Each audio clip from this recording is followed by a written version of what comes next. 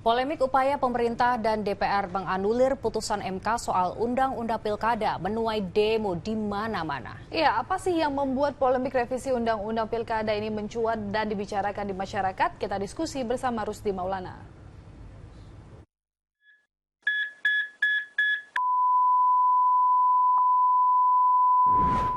Gaung peringatan darurat People Movement di tengah upaya pemerintah dan DPR menganulir putusan MK soal Undang-Undang Pilkada.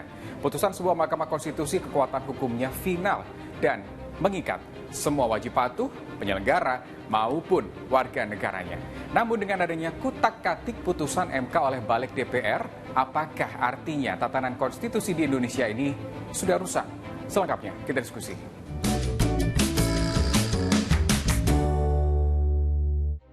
Demonstrasi penolakan revisi Undang-Undang Pilkada ricuh. Pagar gedung DPR dirobohkan. Massa memaksa masuk bertemu wakil-wakil mereka yang katanya saat kampanye dulu menyuarakan suara rakyat. Termasuk yang seharusnya soal penolakan revisi Undang-Undang Pilkada.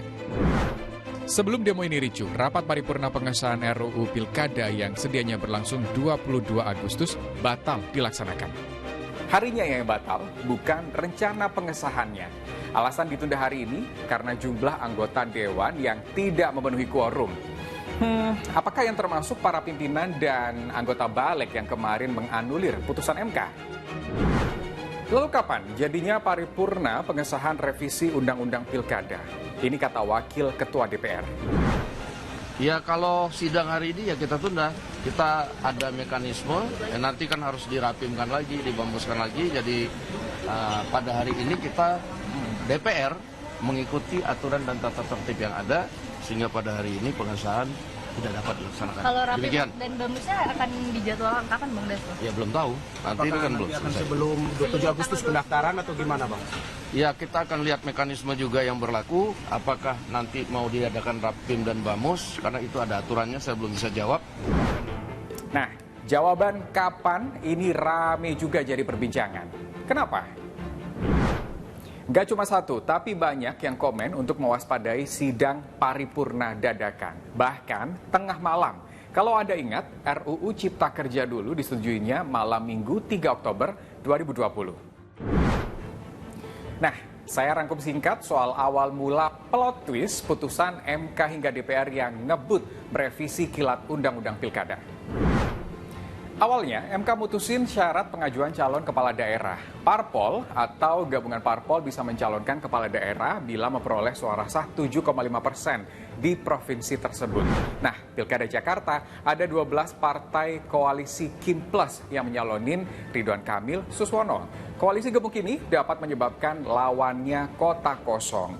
Nah, sebelum akhirnya ada calon independen ya. Intinya, poin ambang batas perolehan suara ini jadi peluang parpol-parpol seperti PDIP untuk ngajuin calonnya sendiri.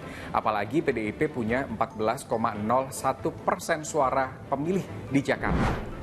Lalu yang kedua, soal batas umur calon gubernur saat pelantikan. Bukan pas pendaftaran ya, minimal 30 tahun. Kali ini Mahkamah Agung yang ngabulin syarat ini. Ya, itu kedua klausul tadi yang disandra oleh DPR. Makanya diadain rapat paripurna untuk merevisi Undang-Undang Pilkada. Nah, kenapa sampai ada perintangan dari elit padahal sudah diputus di level Mahkamah Konstitusi? Putusan MK kemarin itu sebenarnya sangat clear.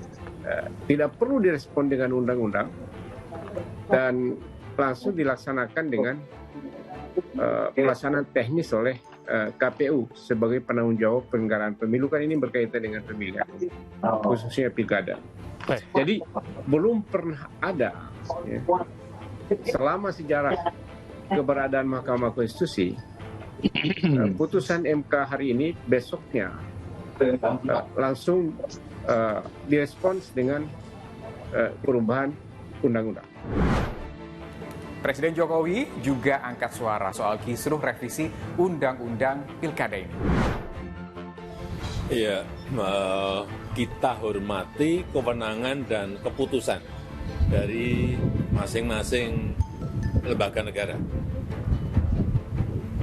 Itu proses konstitusional yang biasa terjadi di lembaga-lembaga negara yang kita miliki.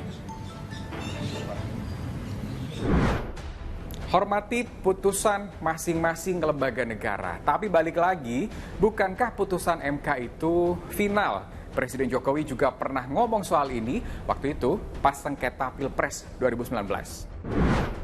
Putusan MK adalah putusan yang bersifat final dan sudah seharusnya kita semuanya menghormati dan laksanakan bersama-sama. Gelombang demonstrasi sepanjang hari bukan tentang siapa mendukung siapa atau partai apa.